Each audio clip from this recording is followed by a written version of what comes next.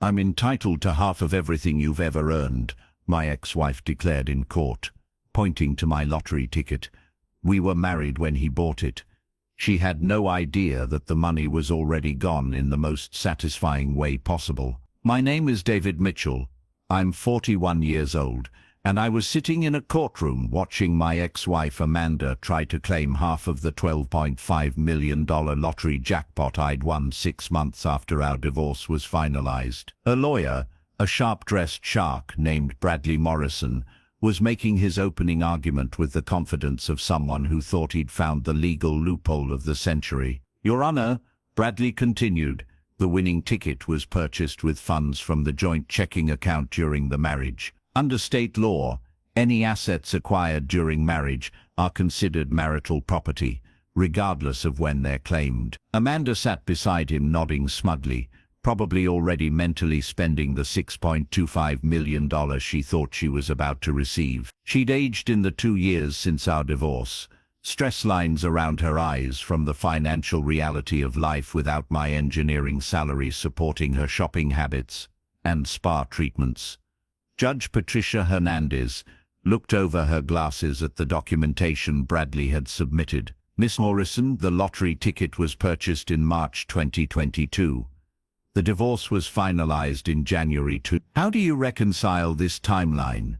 "Your Honor, the ticket was purchased with funds that were legally marital assets at the time of purchase. The fact that my client's ex-husband held on to the ticket until after the divorce doesn't change the source of the funds used to buy it." It was actually a clever legal argument, I had to admit. Amanda had clearly done her homework this time, unlike during our divorce when she'd been too busy with her personal trainer Marcus to pay attention to the financial settlements. My attorney, Rebecca Chen, stood up to respond. "Your Honor, my client purchased that ticket with his own money from his individual checking account, not joint funds. But more importantly, this entire case is moot because the money in question no longer exists." Bradley smirked. "Your Honor, opposing counsel's client is clearly attempting to hide assets. We have documentation showing that Mr. Mitchell received $12.5 million from the State Lottery Commission. He cannot simply claim the money has disappeared." Judge Hernandez turned to me. "Mitchell, can you explain what Miss Chen means by the money no longer existing?" I stood up slowly, savoring this moment I'd been preparing for since the day I'd won the lottery. "Your Honor, I spent it, all of it, legally, completely and irrevocably." Amanda's confident expression cracked. "That's impossible. Nobody spends $12 million that fast." "Actually," I replied, "it's easier than you might think when you have the right motivation." The story began 18 months earlier, when Amanda announced she was leaving me for Marcus, her personal trainer, who was roughly half her age and possessed the intellectual depth of a puddle. After 15 years of marriage, she'd decided she deserved someone who could keep up with her energy and appreciate her for who she really was. What she really was, I'd discovered, was someone who'd been systematically draining our joint accounts to fund her affair, while I was working 60-hour weeks to support what I thought was our life together. The personal training sessions, the new workout clothes, the girls' trips to resorts where Marcus happened to be vacationing, all paid for with my salary, while she contributed nothing but criticism and demands. The divorce had been messy but straightforward. Amanda wanted half of everything, including my retirement accounts and the house I'd bought before we met. She got some of it, but not as much as she'd expected once her affair came to light and her lawyer advised her to settle rather than face a contested hearing. After the divorce, I'd moved into a small apartment and focused on rebuilding my life. I'd picked up a habit of buying lottery tickets, not because I believed I'd win, but because those $2 tickets represented hope. Hope that someday I'd have enough financial security to never worry about someone else's financial decisions affecting my life again. On March 15, 2022, that hope became reality. Don't forget to subscribe to my channel so I can keep sharing more captivating stories.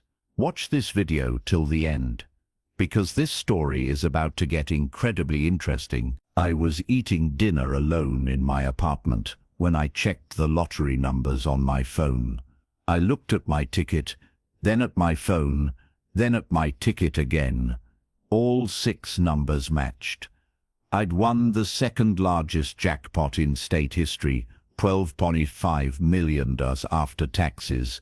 My first emotion wasn't excitement or joy, it was dread, because I knew that the moment Amanda found out, she'd try to take half of it. Our divorce had been finalized 2 months earlier, but Amanda had a talent for finding new ways to extract money from situations that should have been closed. That's when I made the decision that would define everything that followed. I wouldn't just win the lottery, I'd win it strategically. I called Rebecca Chen, my divorce attorney, at home that night. Rebecca, hypothetically, if someone won the lottery after their divorce was finalized, could their ex-spouse claim any portion of it? Hypothetically, probably not, she replied. But if they could prove the ticket was purchased with marital funds, they might have a case. Why do you ask? Because I need to know exactly how to handle a situation like that if it ever came up. Rebecca was quiet for a moment. David, did you win the lottery? Hypothetically. How much? Hypothetically. Enough that my ex-wife would hire a very expensive lawyer. Rebecca laughed. In that case, we should meet tomorrow to discuss your hypothetical options. The next morning, I sat in Rebecca's office, learning about asset protection, charitable giving strategies, and the legal requirements for lottery winnings. More importantly, I learned about the timeline I'd be working with. If you won last night, Rebecca explained, you have 180 days to claim the prize, but once you claim it, the information becomes public record. Your ex-wife will know within days. What if I claimed it and immediately distributed the money in ways that couldn't be recovered, such as charitable donations, educational funds, investment in business ventures, things that would be legally spent but not retrievable? Rebecca nodded thoughtfully. Those would be legitimate expenditures. But David, you need to be careful. If a court determines you spent the money specifically to avoid sharing it with your ex-wife, they could consider it contempt. What if I had legitimate reasons for spending the money that way, reasons that existed before I won? Then it would be much harder to challenge. I spent the next week creating those legitimate reasons. I researched charities I genuinely cared about, educational institutions that aligned with my values, and investment opportunities that made sense for my long-term goals. By the time I claimed the lottery prize, I had a comprehensive plan for every dollar.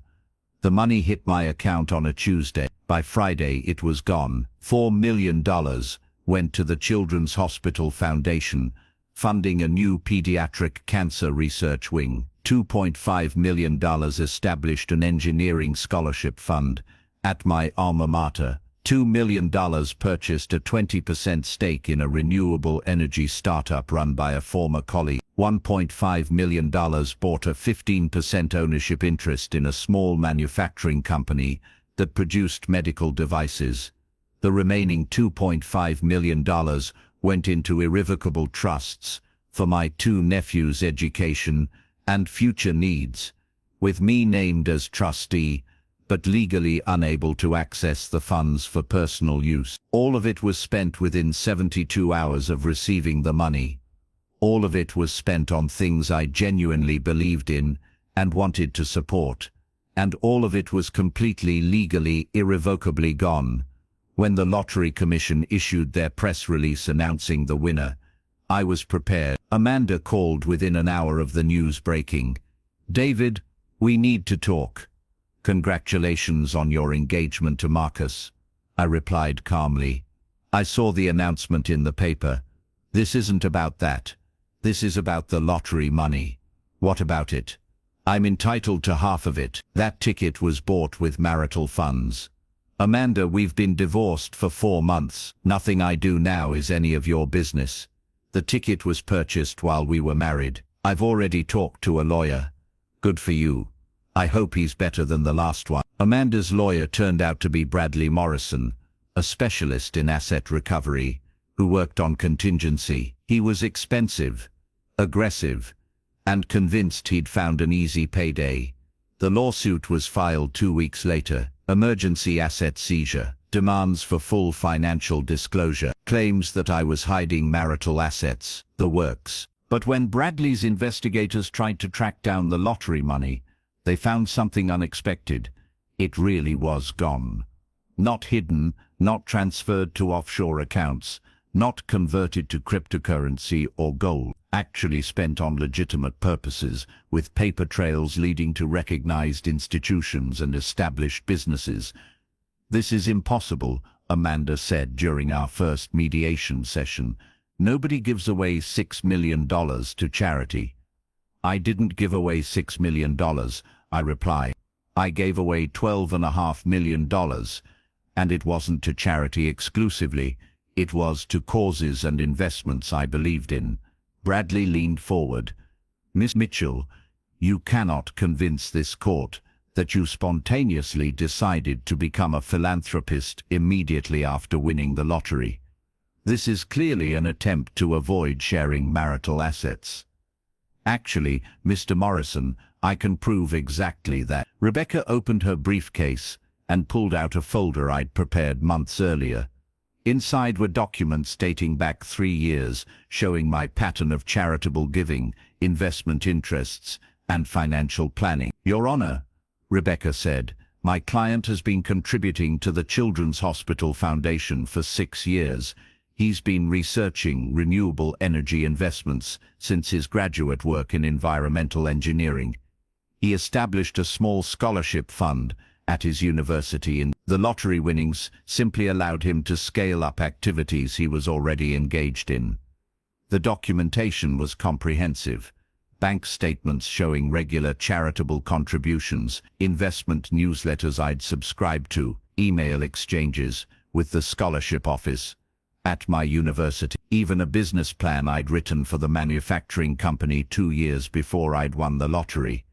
This proves nothing, Bradley argued. The timing is too convenient. No reasonable person would give away their entire lottery winnings within days of receiving them. Your Honor, I said, I'd like to explain my reasoning. Judge Hernandez nodded.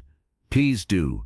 When I won the lottery, I realized I had a choice. I could keep the money and spend the rest of my life watching my ex-wife and her lawyers try to take it away from me, or I could use it to create something meaningful that would outlast any legal challenges. I gestured to the documentation Rebecca had presented. The Pediatric Cancer Research Wing will save children's lives. The Scholarship Fund will help students who couldn't otherwise afford engineering degrees. The renewable energy company is developing technology that could reduce carbon emissions. The manufacturing company creates jobs and produces medical devices. And the trusts for your nephew? Judge Hernandez asked. My sister died in a car accident 5 years ago. Her boys are 8 and 10 years old. Their college educations and future security were more important to me than keeping money that would just be fought over in court. Amanda was staring at me like I'd lost my mind. You gave away $12 million to spite me. I gave away $12 million to build something that mattered, I corrected. The fact that it prevents you from claiming money you didn't earn is just a bonus. The trial continued for 3 more days. Bradley brought in financial experts who testified about asset concealment strategies. Rebecca countered with testimony from the institutions that had received my donations, all of whom confirmed that the money had been spent immediately on legitimate purposes. The breakthrough came when Bradley made a tactical error. Frustrated by his inability to locate hidden assets, he accused me of lying about the irrevocable trusts. Your Honor, I demand that Mr. Mitchell provide documentation proving he cannot access the funds in these so-called trusts. Rebecca smiled. We'd be happy to provide that documentation. She called Thomas Brennan, the trust attorney who'd structured the educational funds for my nephews. He testified that the trusts were genuinely irrevocable, that I had no legal access to the principal, and that any attempt to recover the funds would violate federal trust law. Furthermore, Thomas continued. Mr. Mitchell insisted on additional restrictions that limit his control over the funds. He can't modify the trust terms, can't change the beneficiaries, and can't access the money for any purpose other than the education and welfare of the named children. Judge Hernandez asked the key question. Mr. Brennan, in your professional opinion, is there any way for Mr. Mitchell to recover these funds for personal use? None whatsoever, Your Honor. The money is permanently dedicated to his nephew's future. After closing arguments, Judge Hernandez took a week to consider her ruling. When we returned to court, her decision was thorough and decisive. This court finds that while the lottery ticket may have been purchased with funds that were originally marital assets, the plaintiff has failed to prove that the defendant's subsequent actions constitute asset concealment or contempt of court. She continued, the evidence shows that Miss Mitchell spent the lottery proceeds on legitimate charitable, educational, and investment purposes consistent with his documented interests and values. The court cannot compel someone to maintain wealth they have legally and legitimately chosen to redistribute. Amanda's face went white. Bradley was already calculating how much money he'd lost on his contingency bet. Furthermore, Judge Hernandez added, this court notes that all of Mr. Mitchell's expenditures were made to benefit others. Children's medical research, educational opportunities, environmental innovation, and family security. The suggestion that these actions were motivated solely by spite is not supported by the evidence. The gavel came down with finality. The plaintiff's claim is denied. The defendant is entitled to recover reasonable attorney fees. As we left the courtroom, Amanda caught up with me in the hallway. I can't believe you did this. Did what? I asked.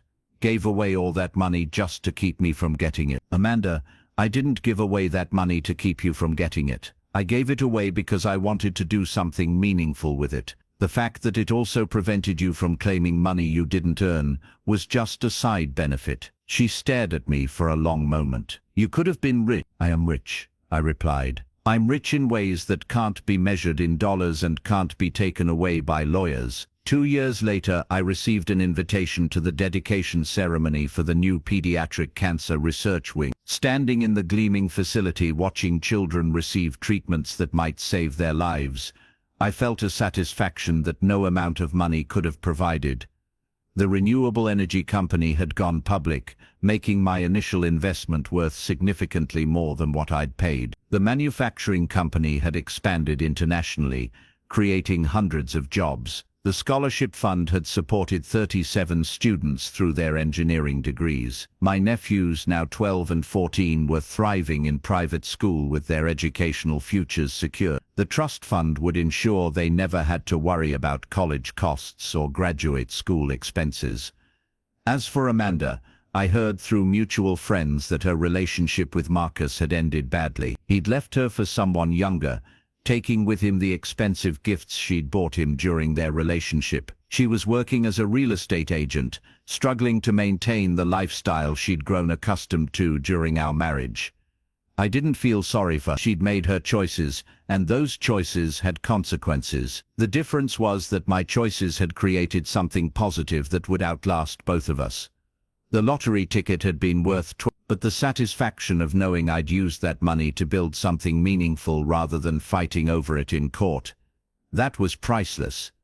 6 months after the court case ended, I received a handwritten letter from one of the scholarship recipients. She was a first-generation college student studying environmental engineering, inspired by the renewable energy projects the scholarship fund supported. Thank you for making my dreams possible, she wrote. I promise to use my education to help solve the climate crisis. That letter was worth more than any lottery jackpot. It represented the real victory, not defeating Amanda in court, but creating something that would make the world better long after the legal documents were forgotten. Sometimes the best revenge isn't keeping what someone tries to take from you. Sometimes it's using what you have to build something so meaningful that their attempts to claim it become irrelevant. The lottery money was gone, but what I'd built with it would last forever. And that was exactly what I'd planned from the moment I'd realized I'd won. Amanda had been right about one thing. I was entitled to everything I'd earned. But she'd never understood that what I'd earned wasn't just money. It was the right to decide what to do with that money, and the satisfaction of knowing I'd chosen to create something greater than the sum of its parts.